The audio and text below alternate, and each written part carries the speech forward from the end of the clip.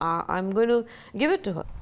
Thing is, though, the cousin was in New York the whole time. Her Facebook account had been hacked. All of her contacts received alarming messages. Because someone purporting to be me had said that they had been mugged at gunpoint and that I had apparently lost all of my credit cards, my money. By then, Nundi got a third demand for money, this time for $5,000. That's when she realized it was a scam. It was a mental anguish. Fraud via Facebook is the newest type of scam, and the RCMP is worried. Because of the internet, it's like wildfire. It spreads like wildfire, and it's not something that's always easy to investigate either. Never send money. D'Angelo lectures people about how to protect themselves against internet and now Facebook fraud. Call and ask questions to your family. Never react quickly. Stop, think, and ask. I can't tell you how sorry I am. As far as they know, Nundi is the only one to send money to the crook. I've had people tell me how stupid you should have phoned, things like that. But at the spur of the moment, you really don't think of these things because you're a good person, you want to help. The cousins are frustrated by Facebook's vague fraud warnings and failure to reply to complaints of fraud or CBC's questions. That's left Nundi thinking of a Hindu saying, to lose money is to lose nothing. An expensive lesson she believes now more than ever. Lynn Robson, CBC News, Montreal. Then there's the other internet threat, the one that might not cost you any money, but could cost you something even more precious, your privacy. In October, Canada's Privacy Commissioner warned that some Canadians are posting too much about themselves online. But is the message getting across, especially to young people? The CBC's Chris Brown decided to find out. Hello. Hi. Nice to meet you. Nice to meet you. I'm Kendra. Peter Klein. If Canada's Privacy Commissioner is right and many young people are too carefree about what they post online, then this should be an interesting first meeting. And that's Kendra. Kendra Hart is a student. Peter Klein is a UBC professor and a crack investigative journalist with CBS News. In 30 minutes, we've challenged him to find out whatever he can about her, knowing only her name. So, within a minute, I know where you went to school. From there, though, it got tougher for our sleuth. Is that you? That's yours? No. No. Probably, right? Facebook is usually a treasure chest of information, but Hart had her privacy settings cranked way up. Being a young woman, you don't really want perverts and weirdos to be taking your pictures off for their own unbeknownst reasons. Still, there were other avenues. I got a picture of you now. He soon found a documentary she produced on Scottish dancing, learned all about the music she liked, and that while at college, she led a campaign against higher student fees. A future employer could potentially say, listen, I want, employees who are sort of easygoing and company players here, and this person made trouble in college. I can only imagine what kind of trouble they'll make in my office. When we told him her hometown, Klein found a site which included her birthday, friends, and much more. I found photographs of you. So make sure that you take down any of your old sites that you don't use anymore, too. Excellent advice, says someone who knows all too well. 7 years ago, Jeremy Wright became perhaps the first Canadian ever fired because his employer objected to his online blogging. Stuff that you think is fun and you're sharing with your friends, and just your friends because they're the only ones who read your blog or read your Twitter stream or whatever, by the time you're looking for employment, that stuff will probably show up in search engines. She's been really careful. Indeed, much to her relief, our intrepid researcher didn't find anything embarrassing, but he did turn up lots of stuff she'd forgotten about, precisely why Canada's privacy watchdog is warning to think before you click. Chris Brown, CBC News, Vancouver. In recent years, a new and controversial issue has been stirring up the internet world. It's the issue of so-called internet neutrality, and it's all about the way internet service providers manage traffic on their networks. Some internet providers now slow down services to users who download a lot of material like music, videos, and games. They say they need to do that to protect the quality of service to other users. But critics charge so-called internet throttling could be used to discriminate against smaller users and restrict access to sites because of their content. And in late October, the CRTC, Canada's media watchdog, ruled on the matter. The CBC's Cameron McIntosh has that story. Internet freedom is under attack. From his laptop, Stephen Anderson is fighting Canada's biggest internet service providers, upset they can manage the speed and flow of information to his computer. For example, there have been complaints TELUS cut access to a union website, critical of TELUS, and that Bell sold internet access to another company and slowed down that company's subscribers. Anderson is part of a growing movement against that kind of alleged interference. Today, the CRTC ruled on those practices known as throttling, saying it can be used to manage traffic, but not block sites or programs, and only after customers are told. The decision is a step in the right direction. It's not necessarily, it's not going to go all the way. It's not going to maintain an open, neutral network for us. Bell says it only uses throttling to manage congestion and that it's in compliance.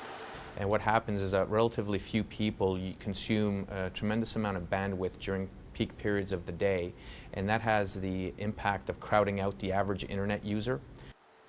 The U.S. will introduce similar regulations tomorrow. Google and Facebook are fighting hard for guarantees their content can't be blocked. But the concern on both sides of the border is enforcement. Canada is leaving it up to consumers to complain. How many Canadians are going to go to the trouble of launching full complaints and are even going to be aware of some of these practices and the implications of those practices? As the internet grows and traffic increases, Anderson fears violations may be tough to prove, as the line between network management and content control gets blurred. You shouldn't have internet service providers picking and choosing winners and losers online. He says the fight to ensure a so-called neutral net is just beginning. Cameron McIntosh, CBC News, Regina. And while that debate goes on, so does another. How much time should one spend on the internet? A recent study at an American university showed that Facebook users spend less time on academic studies and had lower grades than non-Facebook users. The internet. How can we live with it? And how can we live without it? And that's News in Review. Don't forget to check out our website at newsinreview.cbclearning.ca. I'm Carla Robinson. Thanks for watching.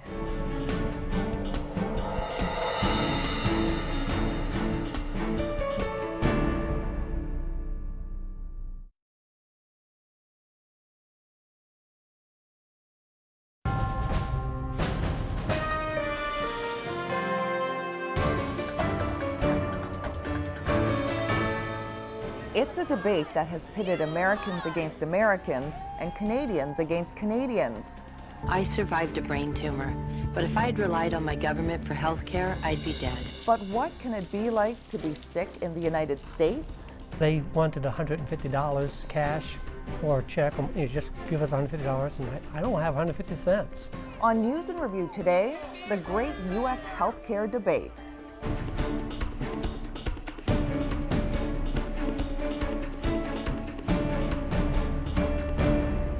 Hello, I'm Carla Robinson.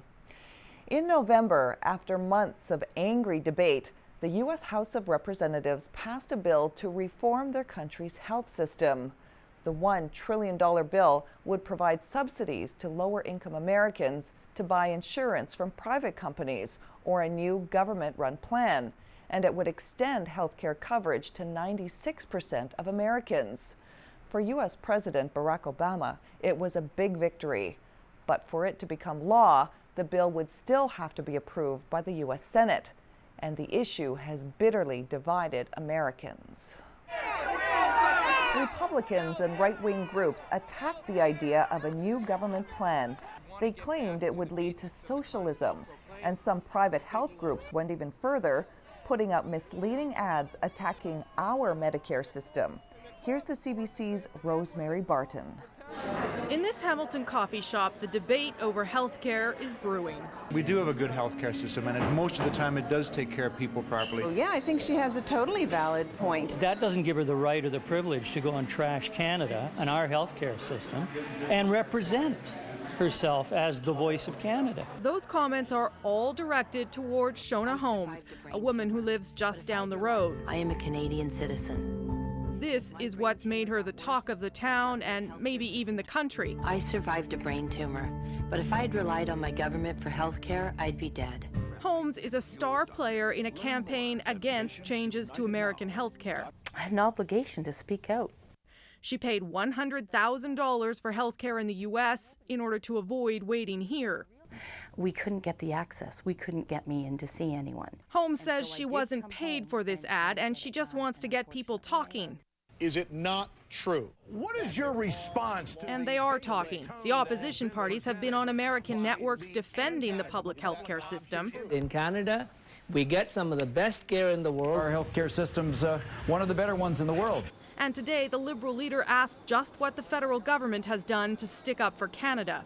Why isn't someone in this government getting up and saying, don't trash the Canadian healthcare system in the United States? Canadian-style healthcare. For the first time today, the Conservative government weighed in. We have a healthcare system in Canada that Canadians can be very proud of. We've always recognized that there's always room for improvement.